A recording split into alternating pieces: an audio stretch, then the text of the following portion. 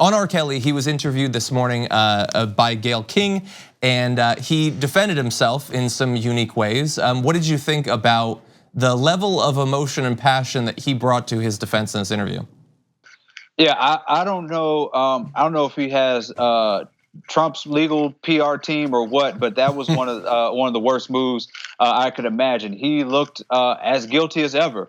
There was an iconic BET interview that he did about 10, 15 years ago where he asked, how do you define a teenager? And that became sort of his terrible PR moment. And I think this one tops it. I mean, apparently it was an 80-minute interview that they only aired a few minutes of, but he was screaming, he was emotional, he was crying.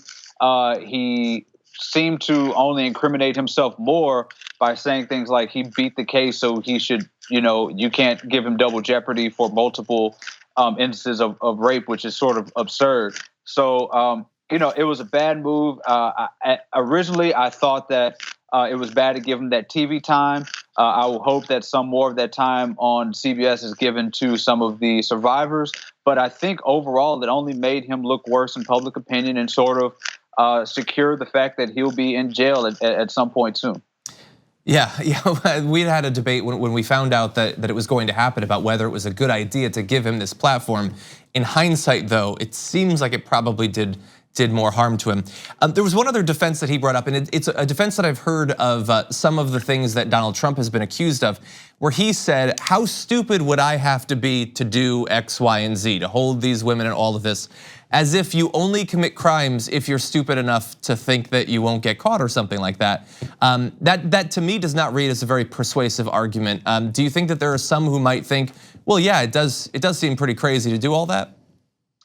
Yeah, I mean, it seemed crazy for him to film himself with a 15-year-old and keep tapes, and if you look at the comparison of what he's been accused of, and you look at somebody like Michael Jackson, who allegedly had these locks on his doors, these alerts when people were coming close, the care that he took to make sure that he had his privacy, and you look at comparing that to R. Kelly, who was, finding women at trial, 15-year-old girls at trial to take with him. It is the level of care and trying to make sure you get away with it is vastly different. And yeah, I mean, R. Kelly, the idea of the amount of intellect it takes, I mean, that sort of went out the window a long time.